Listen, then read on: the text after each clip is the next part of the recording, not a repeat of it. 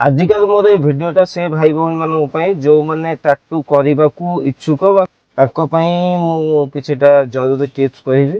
ଟାଟୁର care କେମିତି ନେବେ, tattoo artist କେମିତି ବାଛିବେ, ଆଉ ଟାଟୁ ପାର୍ଲର କୋଉ କେମିତିଆ ପାର୍ଲର ଆପଣଙ୍କ ପାଇଁ ସୁଟ୍ ହବ, କୋଉ ଜାଗାରେ କରେଇବେ, ସେସବୁ ବିଷୟରେ ମୁଁ ଆଜି ଆପଣମାନଙ୍କୁ କହିବି। ନମସ୍କାର, ମୁଁ ଟାଟୁ ଆର୍ଟିଷ୍ଟ ବନ ଟାଟୁ କଟକ ଭୋଜକବାଟିରୁ। ମୋ ଚ୍ୟାନେଲରେ ଯଦି ନୂଆ ଅଛନ୍ତି ତେବେ ସବସ୍କ୍ରାଇବ କରିଦିଅନ୍ତୁ ଏବଂ ବେଲ୍ ଆଇକନ୍ ଦବାଇ ଦିଅନ୍ତୁ। ଯୋଉମାନେ ଟାଟୁ ନୂଆ କରିବାକୁ ଚାହୁଁଛନ୍ତି, ପ୍ରଥମ ଜିନିଷ ହେଲା ସେମାନେ ନିଜେ ମାଇଣ୍ଡ ମେକଅପ୍ କରିବା ଦରକାର ଯେ ଟାଟୁଟା କୋଉ ଜାଗାରେ କରିବେ, ନିଜର ବଡି ପାର୍ଟସର କୋଉ ପାର୍ଟରେ କଲେ ତାଙ୍କ ପାଇଁ ବେଟର ହବ, ସେ ସେଇଟାକୁ ହାଇଡ୍ କରିବାକୁ ଚାହୁଁଛନ୍ତି ନା ଲୋକ ଯେମିତି ଦେଖିବେ ଶୋ ହବ ସେଇଟାକୁ ଚାହୁଁଛନ୍ତି। ସେଇ ହିସାବରେ ନିଜର ବଡିର ଲୋକେସନ ଆଗେ ସେ ନିଜେ ଡିସାଇଡ୍ କରନ୍ତୁ। ତାପରେ ରହିଲା ଡିଜାଇନଟା ଦେଖନ୍ତୁ ଆପଣଙ୍କର କଣ ଇଚ୍ଛା। ପ୍ରାୟ ଆସିକିନା ପଚାରନ୍ତି ଆର୍ଟିଷ୍ଟ ମାନଙ୍କୁ ଯେ ଭାଇ କଣ ଆପଣ ତ ଏତେ ଦିନ ହେଲା ଟାଟୁ କଲେଣି, ଆପଣ ସଜେଷ୍ଟ କରନ୍ତୁ। କି ସାଙ୍ଗମାନଙ୍କୁ ପଚାରନ୍ତି ଯେ କଣଟା କଲେ ମୋ ଦେହରେ ଭଲ ଲାଗିବ। ଆରେ ଭାଇ ତମ ଦେହରେ ରହିବ, ଜୀବନ ଯାକ ରହିବ। ଯାହା ବି ଡିସାଇଡ୍ କରିବ ନିଜେ ଡିସାଇଡ୍ କର, କାହାକୁ ପଚାରିବା ଦରକାର ନାହିଁ। ତମର କଣ ପସନ୍ଦ କଣ ନା ପସନ୍ଦ ସେଇଟା ଆଉ ଜଣେ କେବେ ବି କହିପାରିବ ନାହିଁ। ତେଣୁ ନିଜ ପସନ୍ଦରେ ହିଁ ନିଜେ ଟାଟୁ କରନ୍ତୁ। ଆଉ ଏବେ ତ ଭାଇ ନେଟୱାର୍କ ଯୁଗ, ସୋସିଆଲ ମିଡ଼ିଆ ଯୁଗ, ସୋସିଆଲ ମିଡ଼ିଆରେ ସର୍ଚ୍ଚ କରନ୍ତୁ, ଗୁଗଲରେ ସର୍ଚ୍ଚ କରନ୍ତୁ, ଭଲ ଭଲ ଡିଜାଇନ ଆପଣ ପାଇଯିବେ। ଏଆଇର ଯୁଗ, ନିଜ ହିସାବରେ ଆପଣ କଷ୍ଟମାଇଜ ବି କରିପାରିବେ, ନିଜେ ଟାଟୁ କଷ୍ଟମାଇଜ କରିପାରିବେ ବା ନିଜ ଆର୍ଟିଷ୍ଟକୁ କହିବେ ଯେ କଣ ଦରକାର ସେଇ ହିସାବରେ ଟାଟୁ କଷ୍ଟମାଇଜ କରିକିନା ଆପଣ କରାନ୍ତୁ।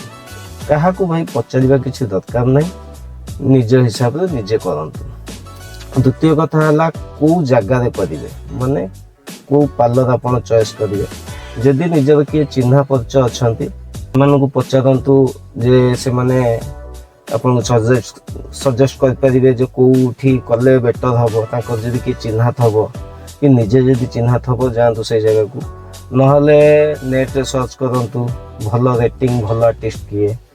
ମୁଁ କହୁନାହିଁ ଯେ ମୋ କତିକି ଆସନ୍ତୁ, ଯେକୌଣସି ଏରିଆରେ ଆପଣ ଅଛନ୍ତି ସେ ଆଖପାଖରେ ଦେଖନ୍ତୁ, କି ଦୂର ହଉ ପଛେ ପଇସା ଡଜଣ୍ଟ ମ୍ୟାଟର। କାହିଁକି ନା ପଇସା ସବୁ ଜାଗାରେ ଅଲଗା ଅଲଗା, ନିଜ ହିସାବରେ ନିଜେ ନିଅନ୍ତି। ଶସ୍ତା ଦାମିକିଆ ସେମିତି କିଛି ନାହିଁ। ମାନେ ନାହିଁ ଯେ ଦାମିକିଆ ଟାଟୁ କଲେ କି ଦାମିକିଆ ପାର୍ଲରରେ ବସିକିନା କଲେ ଆପଣଙ୍କ ଟାଟୁଟା ଭଲ ହବ, ସେଇଟା ଜମା ଆଜ୍ଞା ନୁହଁ। ଟାଟୁ ଆର୍ଟିଷ୍ଟ କେମିତିଆ ସେଇଟା ଦେଖନ୍ତୁ, କେତେ ବର୍ଷର ଏକ୍ସପିରିଏନ୍ସ ସେଇଟା ଦେଖନ୍ତୁ। ପ୍ରଥମେ ଆପଣ ସର୍ଚ୍ଚ କରନ୍ତୁ ଗୁଗଲରେ, ରେଟିଂଟା ଦେଖନ୍ତୁ। ଆଉ ଭାଇ ଯୋଉ ଇନଷ୍ଟାଗ୍ରାମ ଫେସବୁକରେ ଯୋଉ ସବୁ ଧରିକି ବସିଛନ୍ତି 25,000 30,000 ଫଲୋଅର, ତାକୁ ଏମିତିଆ କଲର ପୁରା ମାନେ ଫିଲ୍ଟର ଲଗେଇକି ତାକୁ ଛାଡୁଛନ୍ତି। ବହୁତ ମୁଁ ସେମିତି ଆର୍ଟିଷ୍ଟ ଦେଖିଲିଣି, ବହୁତ ତାଙ୍କର ଫଲୋଅର ଧରିକି ଅଛନ୍ତି। ଲୋକ ବି ଆସିକିନା କହୁଛନ୍ତି ଭାଇ ତାଙ୍କର ଏତେ ଫଲୋଅର, ତାଙ୍କର ମୁଁ ଦେଖିଲି ନେଟରେ। ସେଇଟା ଭାଇ ତ ଗୋଟାଏ କଥା, କିନ୍ତୁ ନିଜେ ଆଗେ ସେ ଟାଟୁର କ୍ୱାଲିଟି ଦେଖନ୍ତୁ।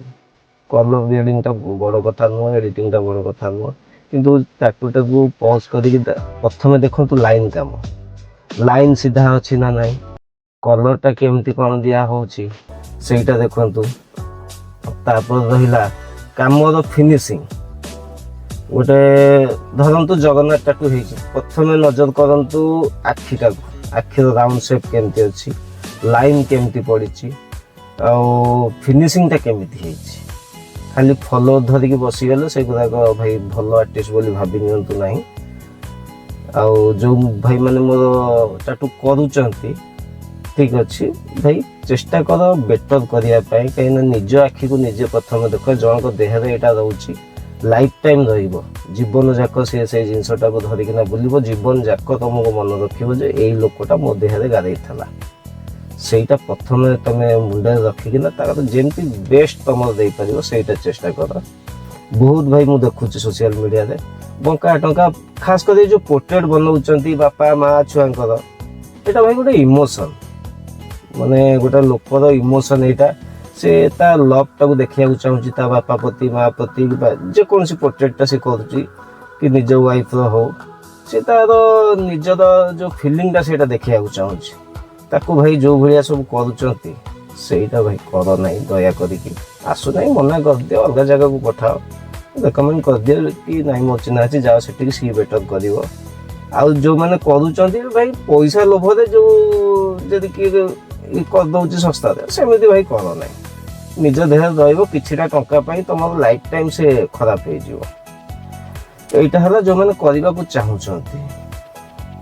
ତାପରେ କଥା ହବା ଆମର ଯୋଉମାନେ ନଗଦ ଉପରେ କରୁଛନ୍ତି ବା କରିବେ, ସେମାନେ କେମିତି କଣ ତାର ଯତ୍ନ ନେବେ। ଯେତେବେଳେ କରିବାକୁ ଯିବେ ପ୍ରଥମେ ସେଟା ଦେଖିବେ ଟାଟୁ ଆର୍ଟିଷ୍ଟ ଆପଣଙ୍କୁ କେଉଁ ଭଳିଆ ସର୍ଭିସ ଦଉଛି। ପ୍ରଥମେ ତ ଡିଜାଇନ ଆପଣ ଚଏସ୍ କରିଦେବେ, ତାପରେ ଦେଖିବେ ସିଏ ଆପଣଙ୍କୁ କଣ କଣ ସବୁ ନୂଆ ଲଗାଉଛି। ଯେମିତିକି ପ୍ରାୟ ଲୋକ ଭାବନ୍ତି ଯେ କେବଳ ଛୁଞ୍ଚିଟା ଚେଞ୍ଜ କରିଦେଲେ ଆମର ହେଇଗଲା, କିନ୍ତୁ ନାଇଁ। ଛୁଞ୍ଚି ସାଙ୍ଗରେ ଛୁଞ୍ଚି ଯୋଉ ଟିପ୍ସ ଲାଗୁଛି, ଗୋଟେ ଟିପ୍ସ ଲାଗେ ଛୁଞ୍ଚି ଯାହା ଦେହରେ ବାହାରେ, ସେଇଟାକୁ ଆପଣ ଚେକ୍ କରିବେ ଯେ ସେଇଟା ଚେଞ୍ଜ ହେଲା।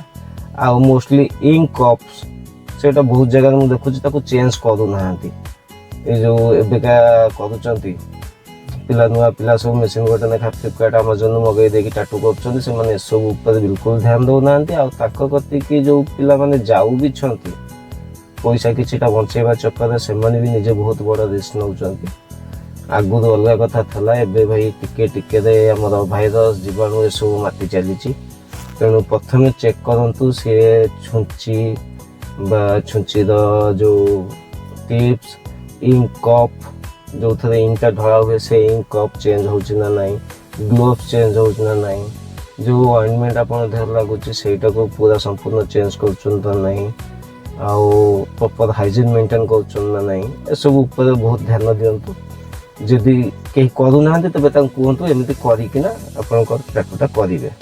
ନିଜ ହାତକୁ କ୍ଲିନ୍ ରଖିବେ, କି ରେଜର କଲାବେଳେ ସେଇଟାକୁ ବ୍ଲେଡ୍ ହେରିକା ଚେଞ୍ଜ କରିବେ, ସେସବୁ ଉପରେ ଧ୍ୟାନ ଦିଅନ୍ତୁ। ହାଇଜିନ୍ଟା ମେଣ୍ଟେନ୍ ଯେଉଁମାନେ କରୁଥିବେ ସେମାନଙ୍କ କତିରେ ହିଁ ଆପଣ ଟାଟୁ କରାନ୍ତୁ, ସେମାନେ ପ୍ରଫେସନାଲ ୱେରେ ଆପଣଙ୍କ ଟାଟୁଟା କରିବେ।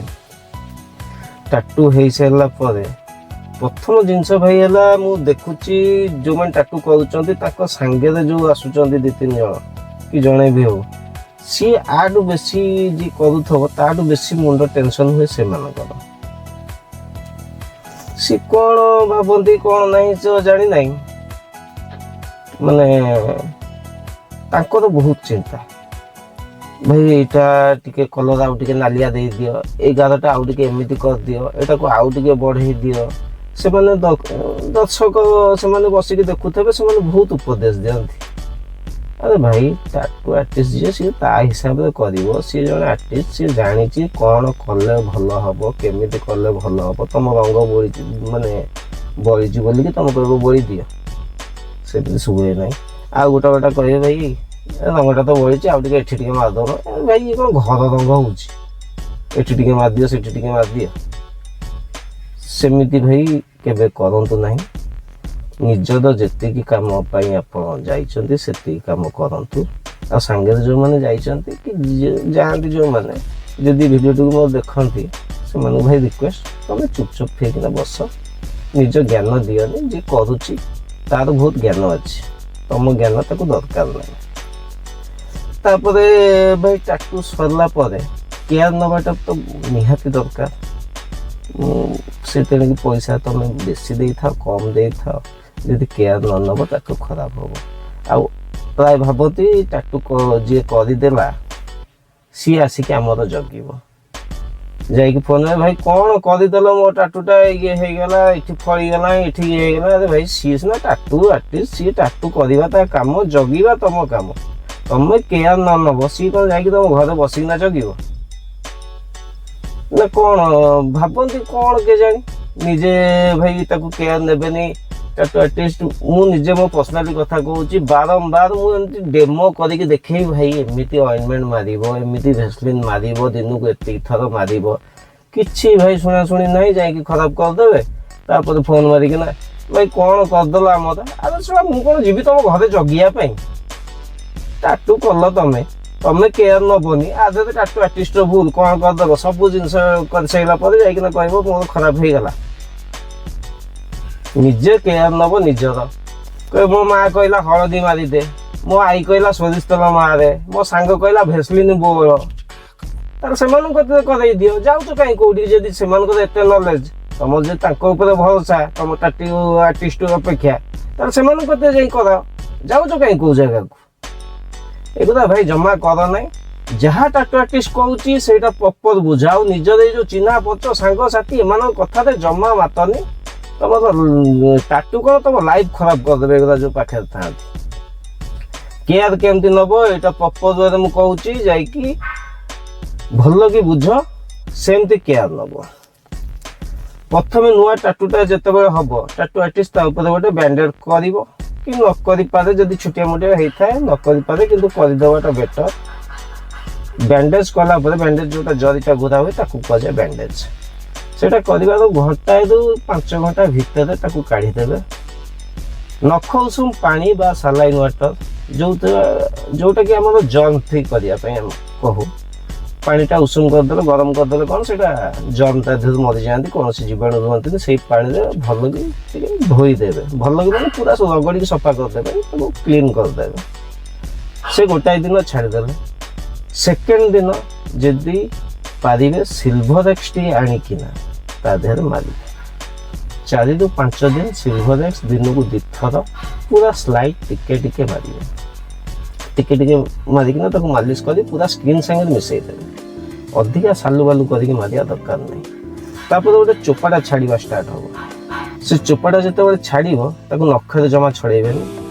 ସେ ତା ମନକୁ ଏଇ ଅଏଣ୍ଟମେଣ୍ଟ ମାରିଲା ବେଳେ ସେ ଧୀରେ ଧୀରେ ଛାଡ଼ିବ।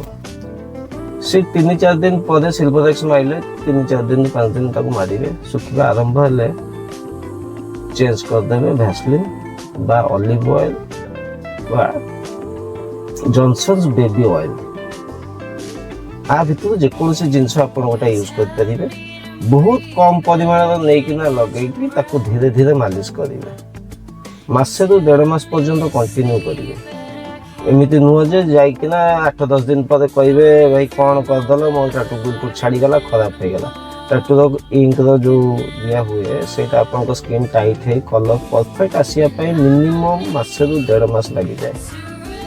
ତେଣୁ ଧୈର୍ଯ୍ୟର ସହିତ ଅପେକ୍ଷା କରିବ ଏବଂ ତାକୁ କେୟାର ନେବ। ଟାଟୁ କରିକି ସାଙ୍ଗେ ସାଙ୍ଗେ ଯାଇକି ସାୱାରରେ କି ନଈ ସମୁଦ୍ର ଏସବୁରେ ଗାଧୁଆ ପାଧୁଆ କରିବେନି। ମିନିମମ୍ ସପ୍ତାହେ 10 ଦିନ ସାୱାର ପାଣି, ଟ୍ୟାପ୍ ପାଣି ପ୍ରେସର ତା ଉପରେ ହେଲେ ଇଙ୍କଟା ତଳକୁ ଦବିଯାଏ।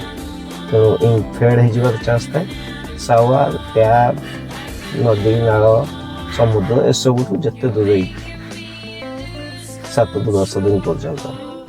ତାପରେ ଯେତେବେଳେ ଆପଣ ସେ ହିଲିଂ ପ୍ରୋସେସ୍ ହେଉଥିବ, କୁଣ୍ଡେଇ ଭାରି ଜୋର ହେବ, ତାକୁ ନଖରେ ଜମା ରାମ୍ପିବେନି, କୁଣ୍ଡେଇବେ ନାହିଁ।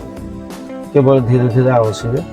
କୁଣ୍ଡେଇବାଟା ନିଶ୍ଚିତ ହେବ। ସେଇଟା 3-4 ଦିନ ପରେ ଷ୍ଟାର୍ଟ ହେଇଯିବ, 2-3 ଦିନ ପର୍ଯ୍ୟନ୍ତ ରହିବ। ଯେତେବେଳେ ଏ ପ୍ରୋସେସ୍ ସବୁ କ୍ଲିଅର ହେଇଯିବ, ଟାଟୁଟା ଟିକେ ଫିକା ଫିକା ଲାଗିବ, ଯେହେତୁ ତା ଉପର ଖୋଳପାଟା ଛାଡ଼ି ଯାଇଥିବ, ଟାଟୁଟା ଫିକା ଫିକା ଲାଗିବ। ସେତେବେଳେ ଜମା ଭାଇ କନଫ୍ୟୁଜ ହେବେନି କି ପ୍ୟାନିକ୍ ହେବେନି। ସେ ଧୀରେ ଧୀରେ ଟାଇମ୍ ହିସାବରେ ସ୍କିନ୍ ହିଲିଂ ହେବ ଏବଂ କଲର୍ଟା ମଧ୍ୟ ଭଲ ଭାବରେ ଆସିବ। ଯଦି ନ ଆସେ ସେଇଟା ଆପଣ ନିଜ ଟାଟୁ ଆର୍ଟିଷ୍ଟ ସାଙ୍ଗରେ ରେକମେଣ୍ଡ କରିକିନା ଆସିଥିବେ ଯେ ବାଇଚାନ୍ସ ନିହାଉ କଲର୍ ନ ରହିଲା, ତାହେଲେ ଯାଇକିନା ପୁଣି ରିଟଚ୍ କରେଇ ପାରିବେ। ସେଥିଯୋଗୁଁ ବ୍ୟସ୍ତ ହେବାର କିଛି କାରଣ ନାହିଁ। ଆପଣ ତାର ପ୍ରପର କେୟାର ନେବେ। ତାପରେ ଯଦି ବାଇଚାନ୍ସ ବଡ଼ ବଡ଼ ଟାଟୁ ମାନଙ୍କରେ ହୁଏ ବି ପ୍ରାୟ, ଆଉ ବହୁତ ଲୋକ ମୁଁ ଦେଖିଛି ଗୁଗଲ ହେରିକାରେ ଯୋଉ ଦେଖିକିନା ଆସନ୍ତି ଟାଟୁ, ଭାଇ ଆମର ଏମିତିଆ ହିଁ କଲର ଦରକାର, ସେମିତି କେବେ ରୁହେନି। ତାଙ୍କର ଭାଇ ଫରେନର କ୍ଲାଇମେଟ୍ ଅଲଗା, ସିଏ ଏଡିଟିଂ ହେଇକିନା ଆସେ ସୋସିଆଲ ମିଡ଼ିଆରେ, ସବୁ ଏଡିଟିଂ ହେଇ ଫଟୋ ଛାଡ଼ନ୍ତି, ଭିଡ଼ିଓ ଛାଡ଼ନ୍ତି। କଲର ସେମ୍ ଟୁ ସେମ୍ କେବେ ରହିବନି। ସେଠିକାର କ୍ଲାଇମେଟ୍ ଅଲଗା, ତାଙ୍କ ସ୍କିନ୍ ଅଲଗା, ତମ ସ୍କିନ୍ ଅଲଗା, ଏଠିକା କ୍ଲାଇମେଟ୍ ଅଲଗା। ଗୋରା ଦେହ ଅଛି, କଳା ଦେହ ଅଛି, ଶ୍ୟାମଳ ବର୍ଣ୍ଣ ଅଛି, ସବୁ ସେମ୍ ଇଙ୍କ, କିନ୍ତୁ ସବୁ ସ୍କିନ୍ରେ ସେମ୍ କେବେ ରହିବନି। ଯାହା ଭଲ ଡିଫରେନ୍ସ ଆସିଯିବ। ସେ ଉପରେ ଟିକେ ଧ୍ୟାନ ଦେବେ। କୌଣସି ଟାଟୁ ଆର୍ଟିଷ୍ଟ ଜାଣିକିନା ନିଜ ନାଁ କେବେ ଖରାପ କରିବାକୁ ଚାହେଁନି। ଆଉ ପ୍ରାୟ ଏବେକାର ଯେଉଁ ଛୋଟ ଛୁଆ ଅଛନ୍ତି ଟାଟୁ ଆର୍ଟିଷ୍ଟ ନିଜକୁ କହୁଛନ୍ତି, ହେଇଯାଉଛନ୍ତି, ସେମାନେ ହୁଏତ ପଇସା ଲୋଭରେ ସିନା କରିଦେଉଛନ୍ତି, ସେ ପ୍ରପର କେୟାର ବିଷୟରେ ସେ ଜାଣିନଥିବେ। जहाँ सोशल मीडिया हरिका से शिखिथे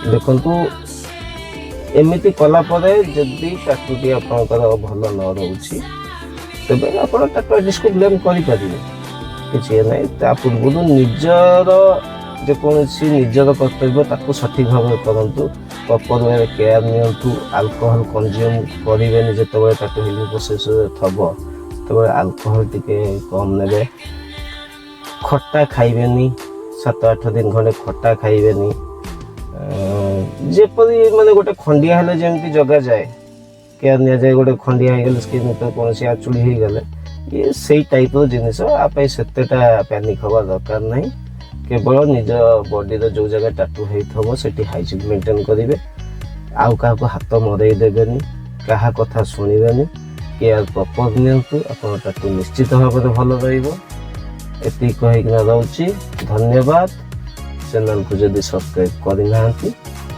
कर दियंतु नमस्कार जय जगन्नाथ।